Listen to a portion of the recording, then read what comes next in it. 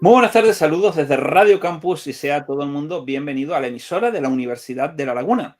Radio Campus es un aula cultural dependiente del Vicerrectorado de Cultura, Participación Social y Campus Ofrey La Palma y es la emisora académica más antigua de España.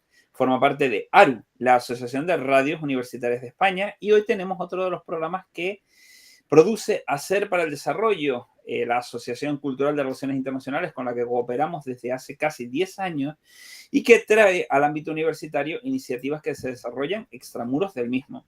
Hoy toca una nueva edición del programa dedicado al mundo del cómic, hablando sobre viñetas, porque vamos a hablar de una página veterana. Vamos a hablar de TVOfera y para ello está con nosotros su responsable, Manuel Barrero, estudioso del cómic, al que para mí es un motivo de especial satisfacción poder saludar, porque más o menos, pues hace casi 30 años que tuve la ocasión de leerle por primera vez en el último tomo de la reedición en tapa morada de los famosos Super Conan, donde hizo una reflexión y balance sobre esa edición y donde había una frase que me llamó mucho la atención de hay unos artículos explicativos de un tal Manuel Barrero, hay que leerlo, maldita sea. Manuel, muchísimas gracias por estar aquí, por conceder estos minutos de tu tiempo y por toda esta vida que has desarrollado al ámbito de la divulgación del noveno arte. Pues, hola, buenas tardes. Muchas gracias por este recibimiento tan caluroso. La verdad es que ha pasado muchísimo tiempo desde aquellos Super Conan. Me has traído muchos recuerdos porque fue a través de esa publicación por donde entré a colaborar con Planeta de Agostini, saltando directamente desde el primer fanzine en el que participaba yo como dibujante. Yo era dibujante. Yo era el dibujante del fanzine.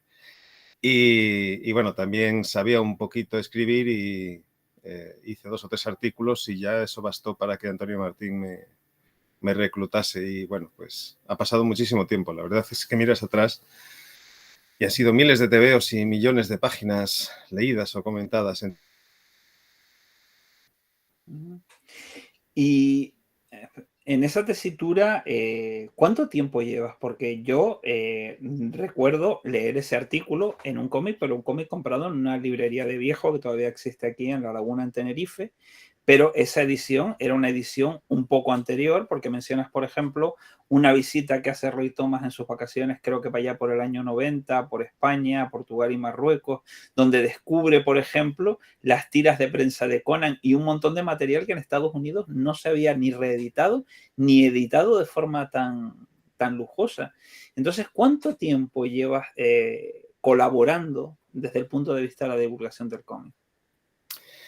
Pues ciertamente desde el año 89, pienso yo, trabajando en un fanzine desde el año 88, que ya hacía divulgación, centrado en la figura de Conan, que por entonces me encandilaba, pero lo cierto es que yo era un lector voraz de todo tipo de cómic y literatura y rápidamente quise dar el salto. Si hacemos cuentas, pues son 35 años quizá dedicado a la divulgación, pero con ese salto que te comentaba anteriormente, porque yo quería hacer esas cositas que hacía con Conan, porque me gustaba mucho, y a Antonio Martín y a la editorial le gustaba lo que yo hacía, pero yo quería hacer más, yo quería abarcar todo, yo quería hablar de todos los tebeos del mundo, ¿no?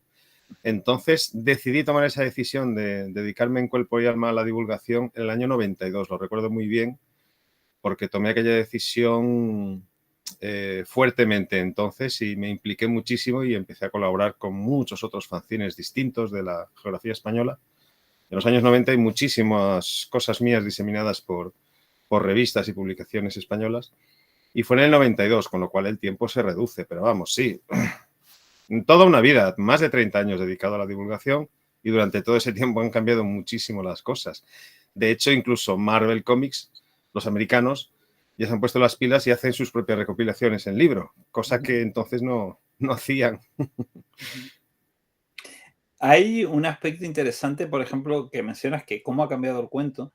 Por ejemplo, si nos centramos en tu personaje fetiche, que es Conan de Cimmeria, Como, por ejemplo, en el momento en que salen esos artículos, esas recopilaciones, Conan es probablemente, incluso por delante de Spider-Man o de la Patrulla X, el buque insignia de Comics Forum. De hecho, Forum comienza hace 40 años editando La Espada Salvaje de Conan.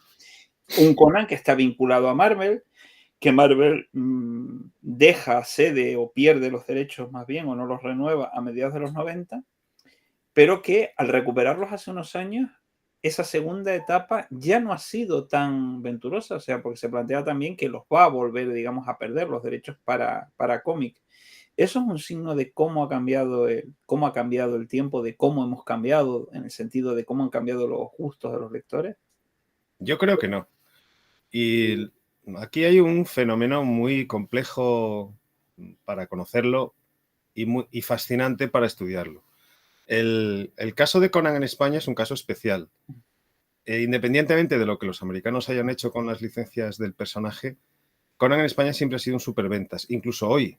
Es decir, recientemente Marvel ha vuelto a recuperar los derechos, ha vuelto a hacer ediciones lujosas, recopilatorias de todo lo que se había editado previamente en Marvel y se ha vuelto a vender estupendamente en España. Se han hecho unas ediciones aquí fastuosas también, muy buenas, hay que reconocerlo, en la calidad de recogida de grises que se habían perdido antes y han vuelto a funcionar. ¿Por qué? Pues simple y llanamente porque es un modelo de personaje que está más allá de los formatos, está más allá de las modas y está más allá de las corrientes estéticas. Conan en España ha funcionado muy bien por una serie de patrones culturales que lo vinculan al lector español, lo cual no quiere decir que funcione así en todas las culturas. Por ejemplo, en Francia también funciona muy bien y en Italia. Pero en Reino Unido no. A los ingleses no les gusta mucho Conan.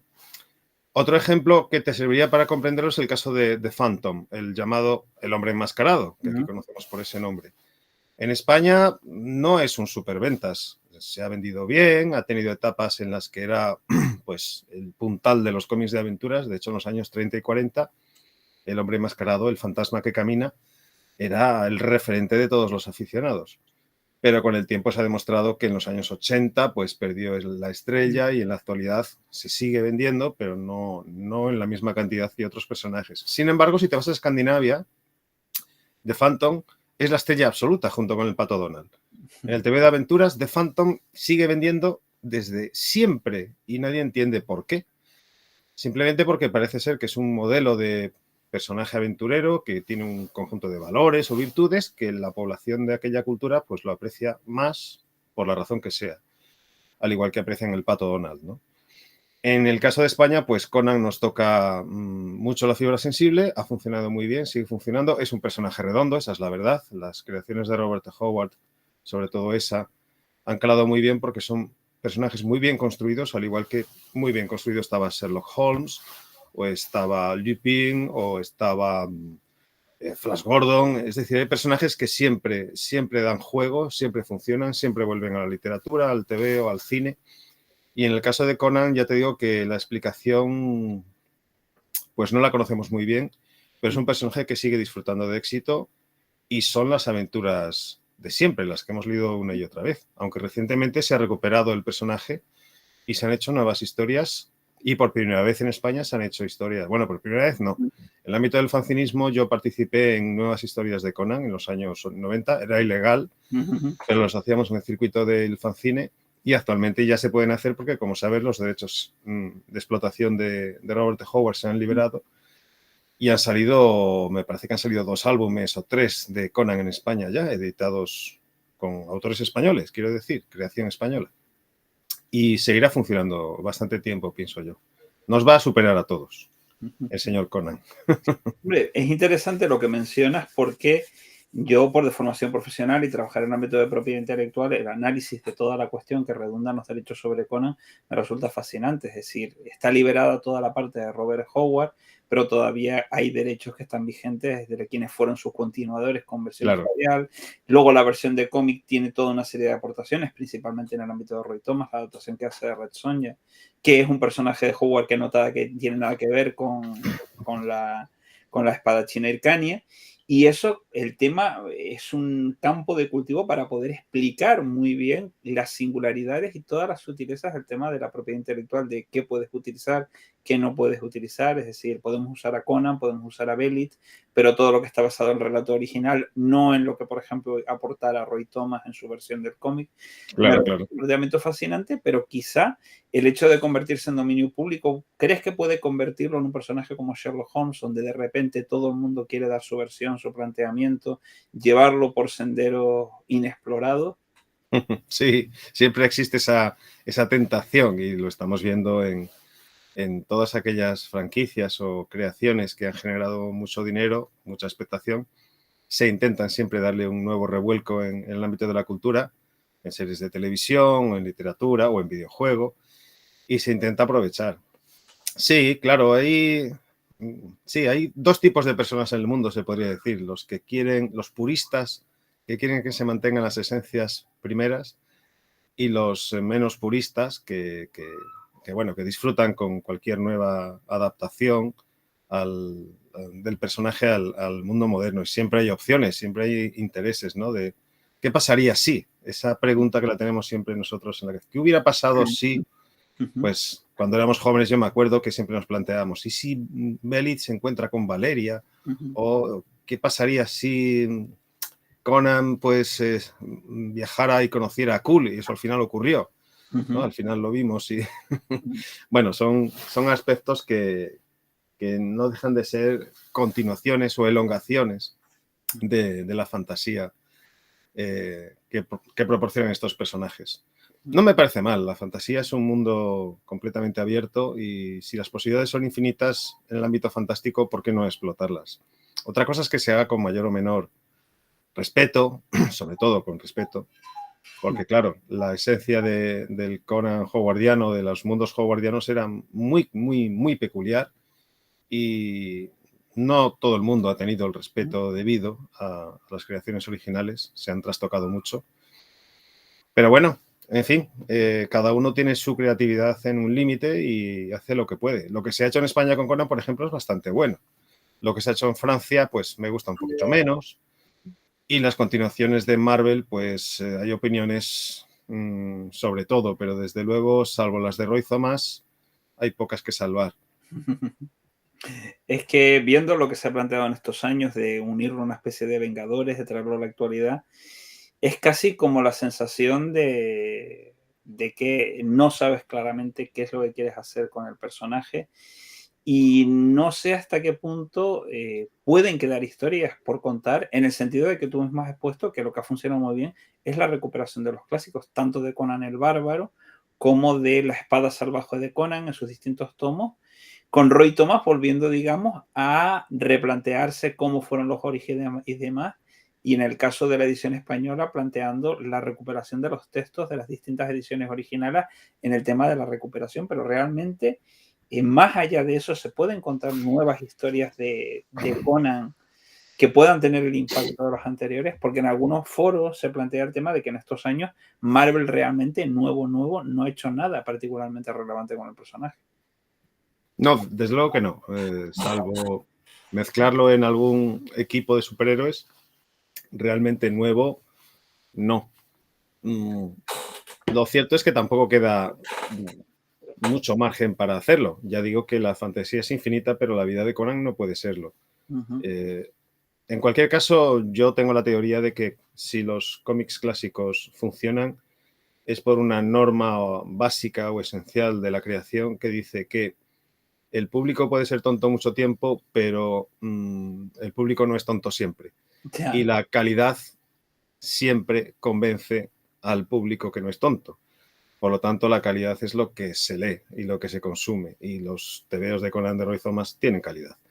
Y hay otros pues que no tienen tanta. Entonces, está claro que esos... es muy sencillo. Abres un tebeo dibujado por John Buscema y Alfredo Alcalá y dices, bueno, le voy a dar una oportunidad. ¿No te parece? Sin embargo, abres otros y dices, bueno, pues no, este lo voy a dejar pasar. Eso lo veo bastante claro.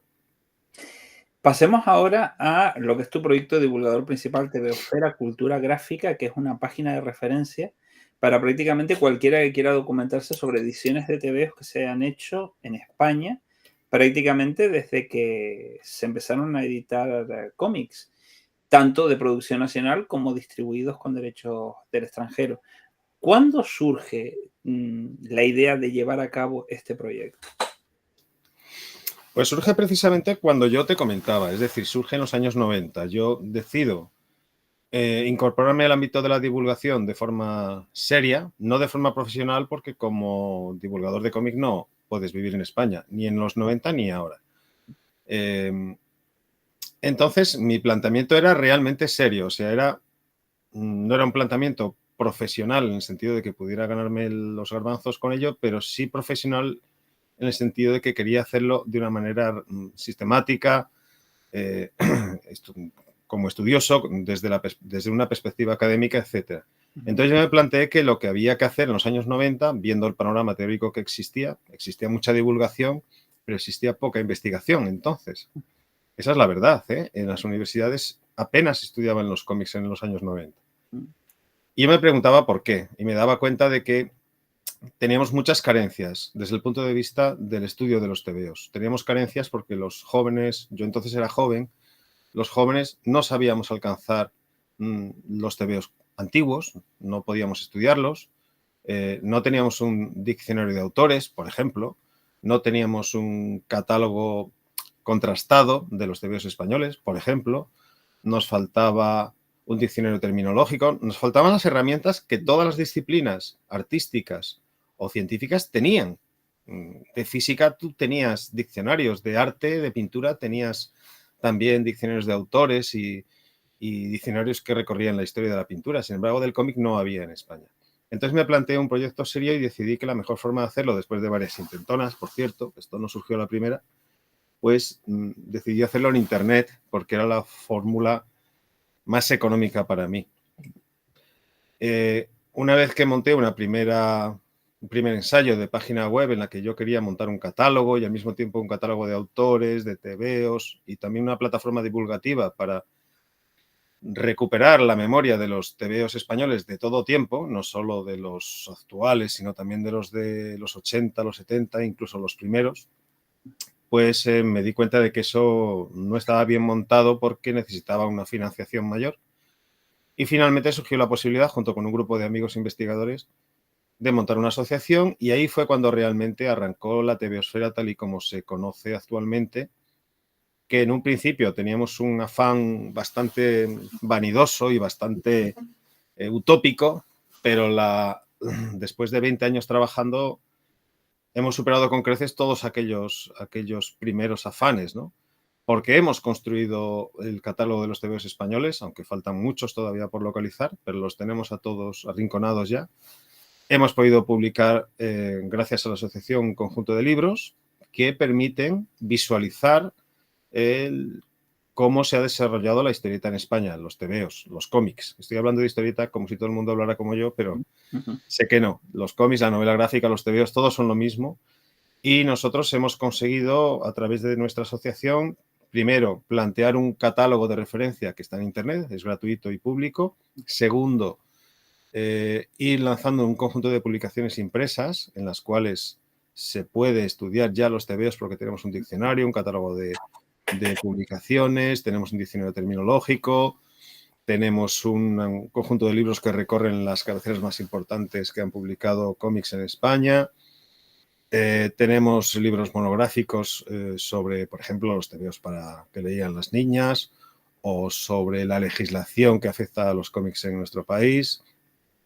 En fin, que hemos poco a poco, con muchísimo esfuerzo, con la colaboración de muchos coleccionistas, aficionados y otros estudiosos que se unen a nuestra causa, que esa es la mayor fuerza de TVOsfera, que el núcleo fundamental de TVOsfera lo constituye un conjunto de personas que nos tomamos muy en serio esto de los TVOs, los estudiamos y escribimos sobre ellos, pero detrás, anónimamente, nos están apoyando muchos de los investigadores y documentalistas sobre el cómic en España. Gente que está ahora en la universidad, gente que son coleccionistas desde siempre o editores, conjunto de editores que nos apoyan, que sostienen la asociación y eso es lo que permite que vaya hacia adelante Pues debo decir que con bastante éxito, porque hemos celebrado nuestra asamblea antes de ayer, aquí en Sevilla, asamblea anual, y estamos en el momento de mayor éxito de nuestra asociación. O sea, tenemos más socios que nunca, tenemos mayor apoyo financiero que nunca y podemos seguir trabajando, y lo seguimos haciendo de forma siempre altruista, porque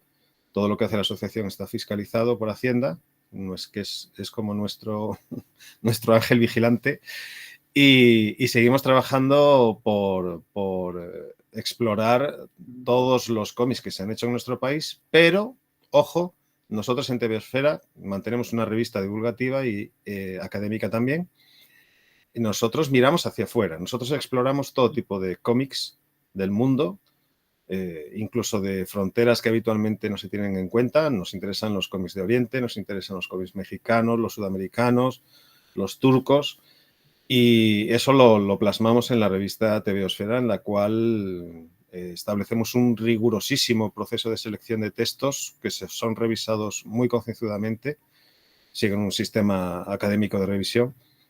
Y bueno, lo cierto es que estamos cubriendo en este sentido muchos aspectos del estudio del cómic, porque estudiamos lo de fuera, estudiamos lo nuestro, siempre estamos pendientes de lo nuestro, publicamos libros que son útiles para los investigadores, los recién llegados nos lo agradecen, y tenemos otros servicios para socios que son de gran utilidad también. Así que ya te digo que todo esto nació de un impulso inicial, debo decir que fue singular, fue mío, porque yo deseaba que el mundo del cómic se conociese más, en España se conociese más y mejor, que no se olvidase lo que nosotros hicimos en el pasado, aunque fuera de calidad discutible, digámoslo así. Pero vamos, nadie dijo que la revista TVO fuera digna de un premio Nobel, pero lo cierto es que fue la argamasa de mucha diversión y de mucha alegría popular durante muchísimos años.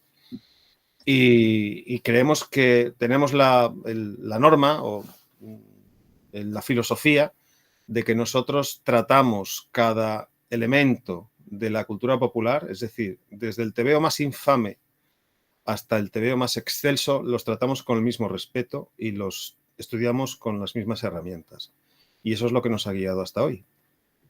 Y específicamente, ¿cuántas personas componen la membresía de la asociación? Bueno, eso es complicado. Ahora mismo somos unos 254, pero es una asociación grande para lo que son las asociaciones de cómic en España, ojo. No te creas que las asociaciones españolas de autores, editores, tienen muchos miembros. La nuestra es una asociación de 250 personas que colaboran todos los años y muchos de ellos trabajan. Es lo que nosotros intentamos, que los socios trabajen, no solo que aporten una cuota, sino que trabajen, que nos ayuden a catalogar, que nos ayuden a localizar autores, a hacer biografías, a archivarnos dónde van a hacer una presentación o una exposición, a localizar datos sobre cosas que nos interesa sacar en la revista. Entonces es un grupo muy, muy cohesionado, nos llevamos bastante bien y muy activo.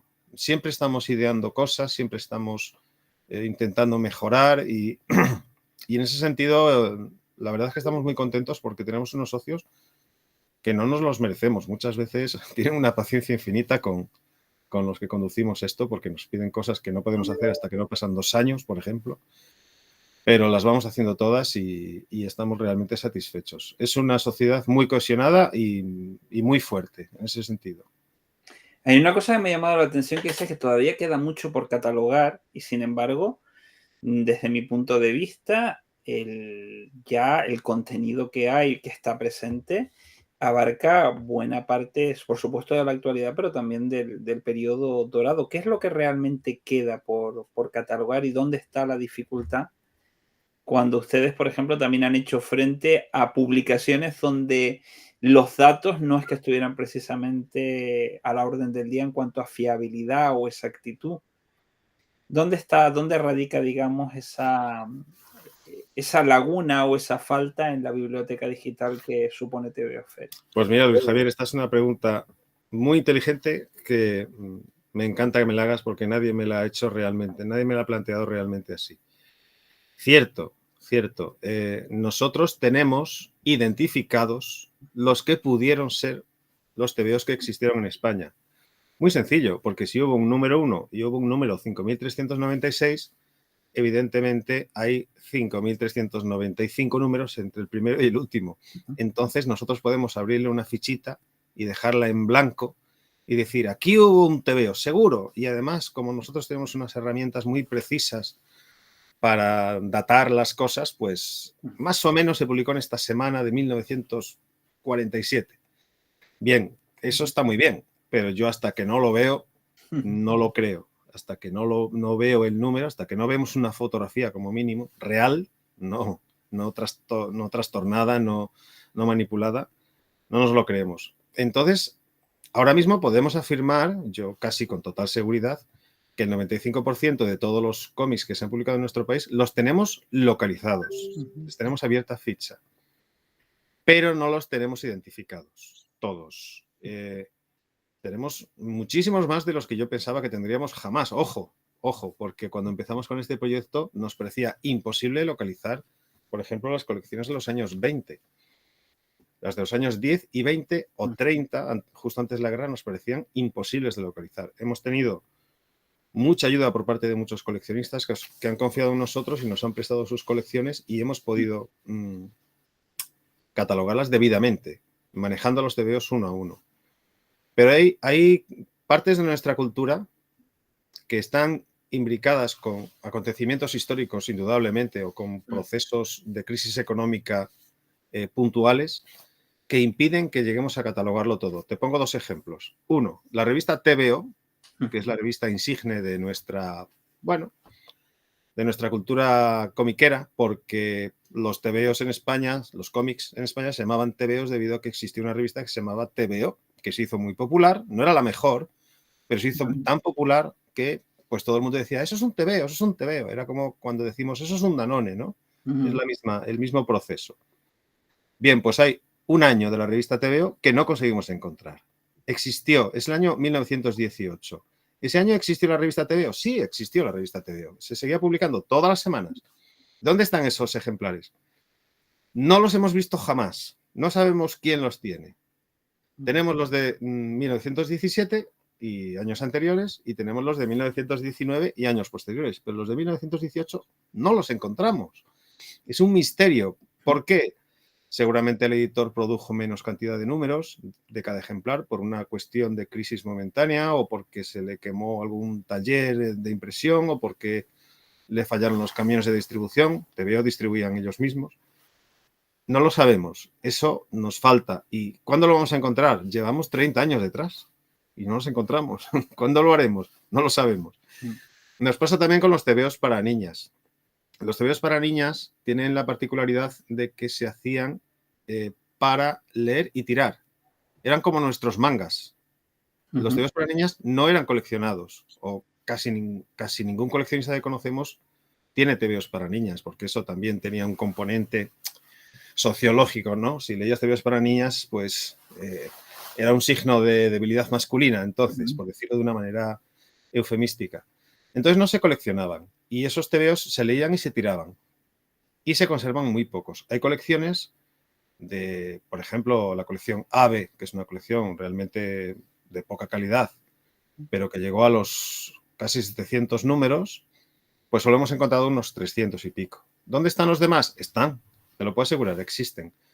Pero son muy difíciles de encontrar. Nadie los tiene, nadie los conserva, aparecen de vez en cuando, un amigo nos avisa, he encontrado esto.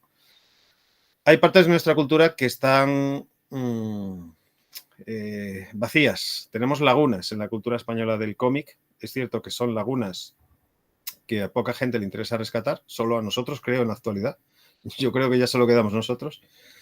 Y todavía seguimos en la lucha. Y eso es, pues ya te digo, por razones eminentemente de problemas económicos puntuales y problemas sociológicos, puramente de interés cultural por un medio que durante muchísimos años ha sido despreciado en nuestro país y hasta hace muy poco el cómic no se ha valorado por las instituciones o por otros entes culturales como debería valorarse. Entonces, ya te digo, los tenemos localizados, pero nos falta identificarlos. Y como buen investigador que yo soy y buen científico que me creo, hasta que no los veamos y los podamos manejar, no tendremos el catálogo debidamente construido. ¿Seguimos en la lucha? Hay una cuestión que me resulta muy interesante en esa reflexión que haces al final de tu respuesta, porque yo creo que lo que le pasa al cómic, con carácter general no solamente en España, sino en el mundo, es que experimenta la misma evolución que ha acontecido antes con la televisión o con el cine, que de ser un producto de consumo prácticamente de usar y tirar, porque por ejemplo muchas películas producidas durante los años 10 en Estados Unidos son irrecuperables, en parte porque el material era de rápido deterioro, profundamente inflamable. Luego se acaba convirtiendo en objeto de interés y conservación porque se transforma de producto de consumo en un elemento que define quiénes somos, de dónde venimos, a dónde vamos, es decir, se convierte en parte de nuestro patrimonio cultural. Y Sí. entonces es cuando ahí se plantea la conservación. Estás mencionando el tema del cómic. Yo creo que la iniciativa de Te Veo Fuera reivindica precisamente un momento en el cual ya se considera que el cómic es patrimonio, pero está, por ejemplo, incluso por citar un añadido posterior, está pasando ahora, por ejemplo, con los videojuegos, con la campaña de la Biblioteca Nacional para recuperar el videojuego patrio que tuvo su edad dorada precisamente en un momento en el que se consideraba que era producto de usar y tirar. Cierto, así es. Ocurre en todos los ámbitos. Por ejemplo, citas Estados Unidos y Estados Unidos también por razones que van más allá de lo puramente comercial, tiene sus lagunas. Un ejemplo muy claro lo descubrí el otro día porque tenemos un colaborador que es un escritor fantástico que se llama José María Conjet, que sabe mucho de cómic porque estuvo dirigiendo, bueno, porque le han gustado los tebeos de toda la vida y tuvo la fortuna de estar dirigiendo el Instituto Cervantes en Nueva York un tiempo y conoce muy bien el ecosistema del cómic en Estados Unidos y nos decía, en Estados Unidos se conservan patrimonialmente muchas producciones de cómic, incluso las tiras de prensa de muchos periódicos que no son famosas, pero que abundaron de una manera efervescente durante muchísimos años, sobre todo después de la Segunda Guerra Mundial, los años 60 y 70. Pero, por ejemplo, las tiras de prensa que dibujaban la gente de color, los afroamericanos, no se conservaban. Se desestimaban en las bibliotecas, se despreocupaban de ellas. ¿Por qué? Pues por una cuestión puramente de racismo. Había cosas que sí merecía la pena conservar y cosas que no lo merecían. Entre comillamos ese no lo merecían por una cuestión puramente, bueno, sociológica en este caso, por desprecio o por prejuicios contraídos por parte de los mismos conservadores o investigadores, ¿no? Ahora, precisamente en los últimos 10 años, ha habido en Estados Unidos un rebrote del afán por estudiar los tebeos que hacían los negros, ellos llaman así, los tebeos hechos por negros, y también los African American Comics, y hay un enorme revuelo, muchísimos libros están saliendo y están poniendo en evidencia esto que ocurrió hace, pues, no mucho tiempo, hace unos 20 o 30 años, el desprecio sistemático por una obra en función de quién la hacía, ¿no?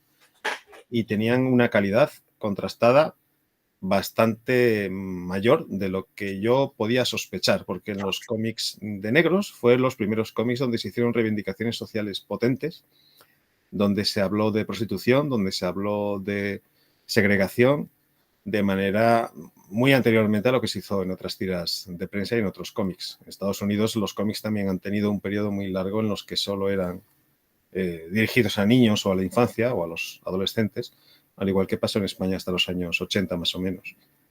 Y sí, todo esto ha ocurrido y no solo en nuestra cultura. Nuestra cultura lo que pasa es que está a la cabeza de quizá de, bueno, no conozco otras, pero me duele especialmente que en España todavía hay que romper bastantes barreras para hacer comprender a un político, por ejemplo, que el cómic es cultura, y está en el ecosistema cultural. Y bueno, ahí estamos, en esa lucha. Y luego, dentro del proceso de recuperación, hay otro dato que siempre me da la atención, que de ciertas épocas, aun siendo conocida, por ejemplo, la publicación, incluso en algunos casos se están recuperando a través de reediciones, me viene a la mente, por ejemplo, que hace nada se ha anunciado la continuación de las aventuras y la recuperación de la última parte de las aventuras del guerrero del antifaz, material que no a tanto se consideraba prácticamente irrecuperable. Yo lo comento porque en Zona Negativa, que es donde colaboro, pues hace cosa de 10 años dediqué por distintos motivos 3 artículos al Guerrero del Antifaz, el recopilatorio que sacó Planeta, la película apócrifa que salió también hace cosa de algunos años.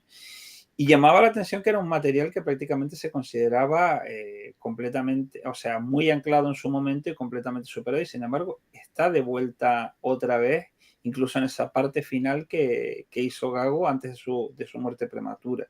Lo mismo me ocurre con la recopilación de Roberto Alcázar y Pedrín, que yo creo todavía más es un material que se considera hasta cierto punto irrecuperable y también ha tenido su reedición con un coloreado un tanto singular. Sin embargo, esos cuadernillos que se consideraban el formato de uso habitual tenían unas cifras absolutamente mareantes, incluso para los estándares estadounidenses, teniendo en cuenta la diferencia de población. ¿Qué forma hay de contrastar, por ejemplo, el tema de la numeración, de esas presuntamente millonarias cifras, incluso aspectos como el tema de la primera salida del TVO y las reediciones posteriores? Porque tengo entendido que también hay un pequeño desbarajuste de fechas. Con el Guerrero del Antifaz hemos topado. Bueno, el Guerrero del Antifaz es polémico no solo por su anclaje, como lo has dicho tú, a su momento cultural, porque el Guerrero del Antifaz se viene asociando desde hace mucho tiempo con ciertas simbologías fascistas o del franquismo, lo cual es una idea un poco, bueno, exagerada, porque si lees los cuadernos del Guerrero del Antifaz, desde luego algunos son un verdadero disparate histórico e incluso narrativo, porque es un folletín muy folletín, muy elaborado y muy difícil de creerte cuando te lees, sobre todo los primeros números, ¿no? Que yo los he leído y eran fascinantes, pero evidentemente yo no lo puedo ver como una representación de los afanes del franquismo porque sus autores no lo pretendían en absoluto, o eso creo yo. Leyendo los tebeos te das cuenta de ello. Lo que ocurre es que cuando se crean símbolos, la forma hace la función del fondo. Y si un grupo, una generación tras otra consideran que el Guerrero del Antifaz o Roberto Alcázar y Pedrín son tebeos franquistas, no se van a molestar en leerlos para comprobarlo y seguirán siéndolo. Pero el Guerrero del Antifaz es polémico también por otra razón. Y es que eso de las cifras mareantes se infló mucho en el pasado y no son ciertas. Es verdad que vendía muchísimo, pero no tantísimo, por una sencilla razón, porque era imposible.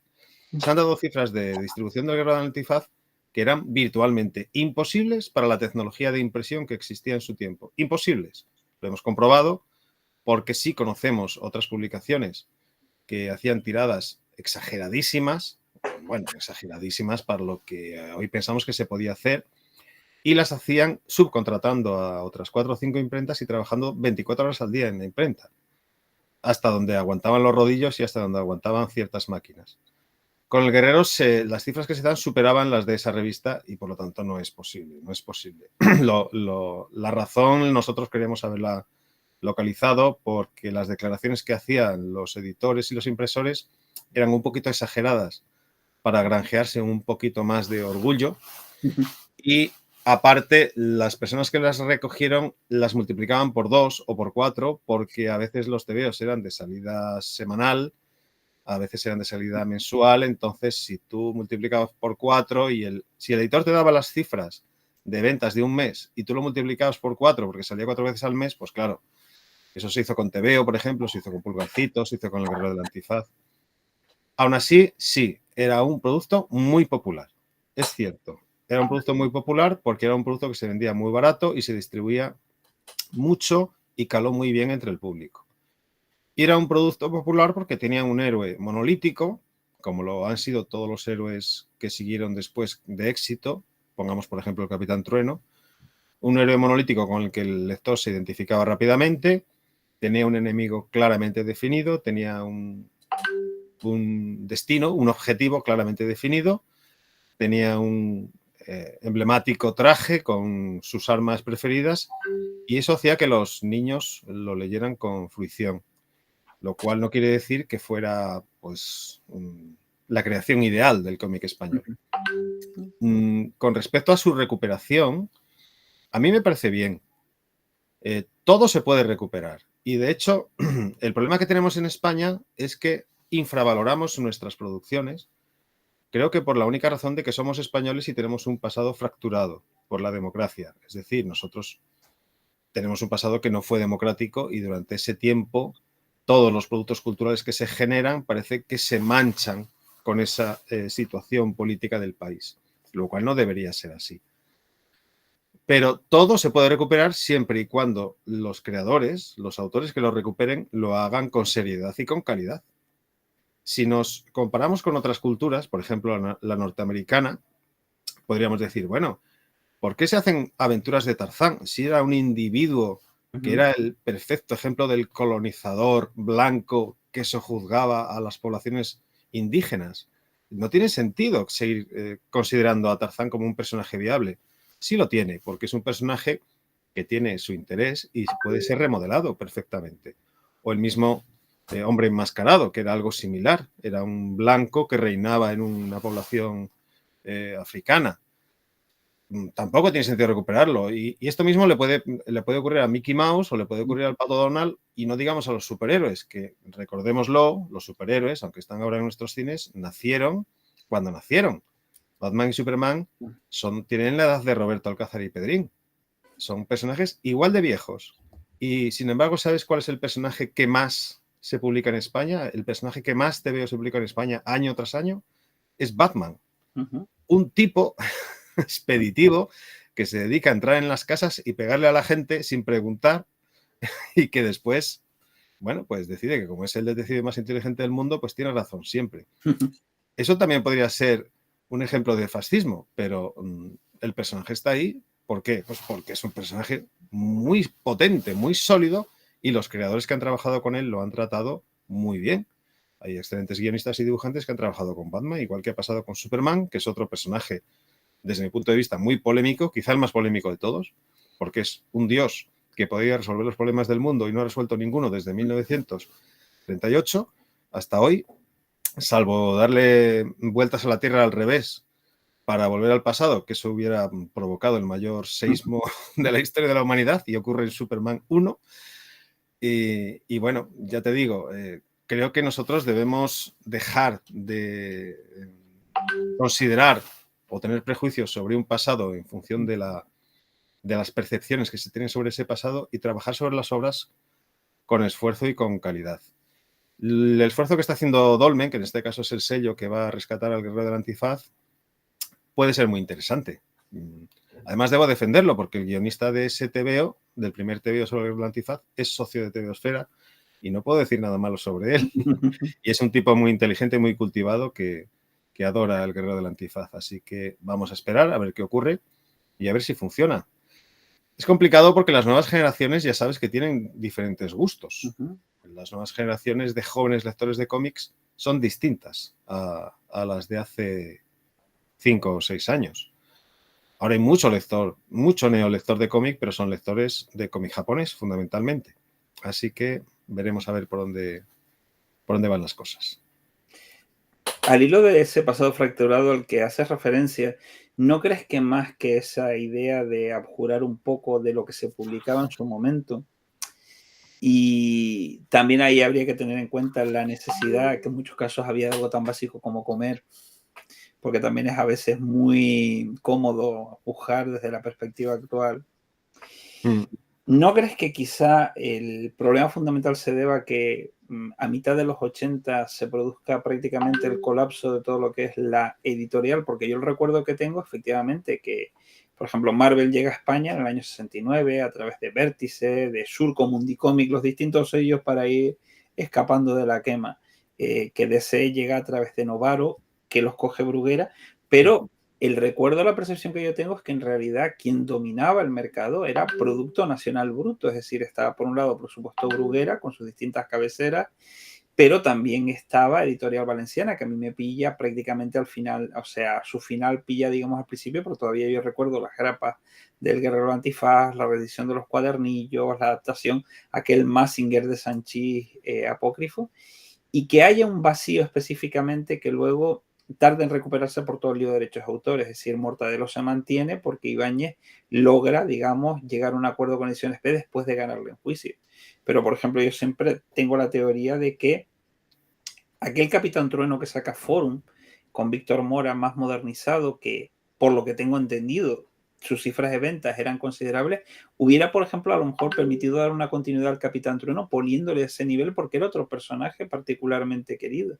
Pero el tema de romper esa dinámica y cambiarla por las reediciones del material antiguo desde el punto de vista es lo que ha hecho que buena parte de esos personajes se alejen, digamos, del gusto popular y que a lo mejor precipitaran una decadencia que, por ejemplo, en otros personajes de nuestro entorno ha tardado más en plantearse. Por ejemplo, Asterix se sigue publicando, que sus aventuras prácticamente no tengan nada que ver con su momento de gloria. Tintín sigue estando presente pese a que hace 40 años que no se edita un álbum.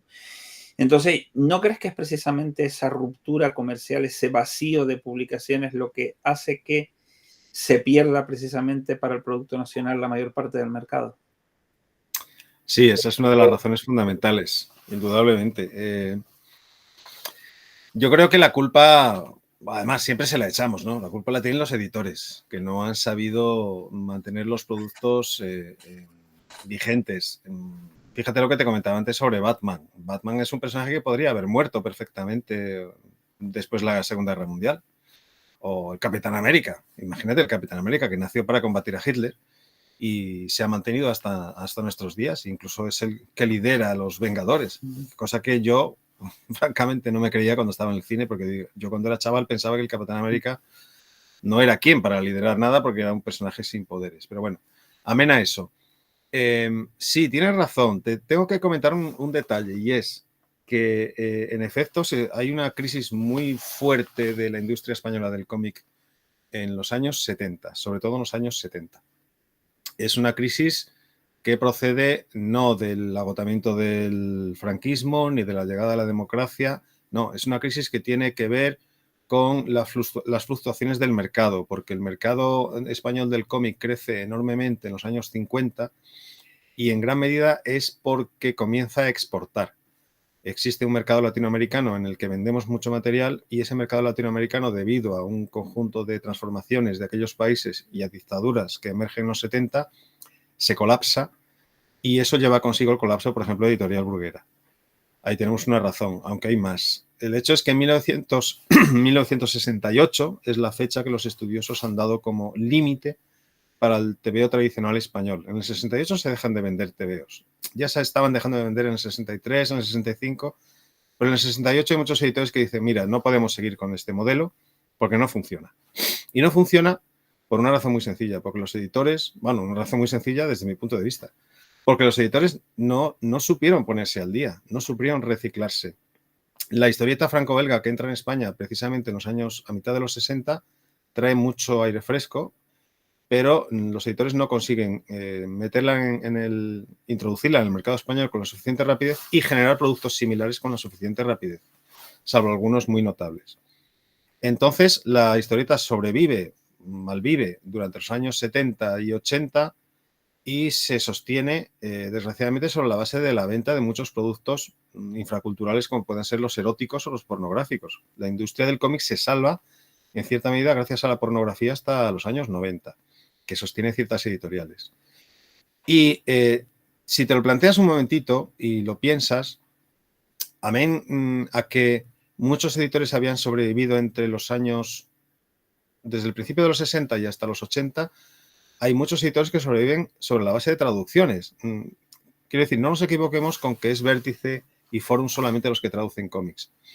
Casi todos los editores traducen cómics británicos, traducen cómic francés de aventuras, traducen cómic romántico y eso son traducciones también. De hecho, hemos estimado que es posible que un 30% de lo que se publicaba en España en los años 60 y 70 eran cómics de fuera, no españoles solamente.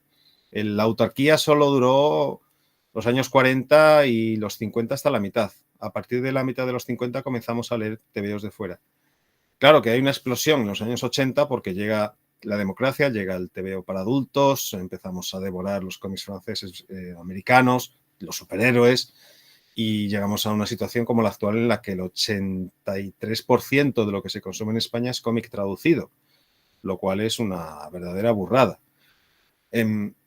Pero, volviendo atrás, cuando los editores observan que la industria se viene a pique y que hay un conjunto de propuestas nuevas, que son las que llegan de fuera, y compiten en el mercado español, deberían haberse puesto las pilas. Pero ¿qué es lo que observamos en nuestro suelo patrio? Pues observamos que Mortadelo y Filemón es el mismo desde que nació en el 58. Observamos que el Capitán Trueno se recicla. Observamos que el Guerrero del Antifaz se reedita y actualmente se está reciclando.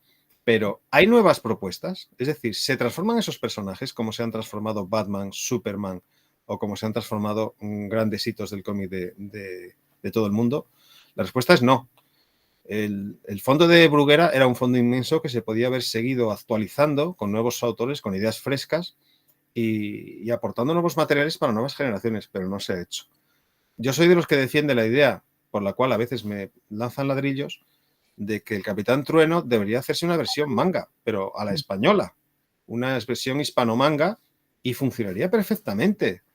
Necesitamos un guionista con ideas jóvenes, un guionista joven y un dibujante con un estilo pues que enganche a los jóvenes, pero se puede hacer, ¿por qué no? ¿Hay miedo de desvirtuar la esencia de un personaje solo porque se transforme de estética? Yo creo que no, podría funcionar muy bien. Mortadelo y Filemón se sigue haciendo con los mimbres que lo hacía Ibáñez hace 70 años, casi 70 años. Pienso que se podría intentar transformar para las nuevas generaciones que los chistes que se plantean, el humor que se plantea en Mortadelo y Filemón puede que le resulte un poco añejo. Este planteamiento pues te hace pensar que la edición española pues cogía en ese sentido, ¿no? No hemos sabido aprovechar nuestro patrimonio, esa es la verdad, no hemos sabido hacerlo. Y bueno, y estas tenemos. De ese patrimonio solo hacemos reediciones y rescates eventuales, pero no surgen nuevos proyectos que puedan funcionar en un mercado que, es verdad, yo lo entiendo, es muy arriesgado. El mercado español es muy arriesgado. Si algo no funciona, te hundes con el proyecto. Mientras que en Estados Unidos, si algo no funciona, pasas a otro proyecto, ¿no?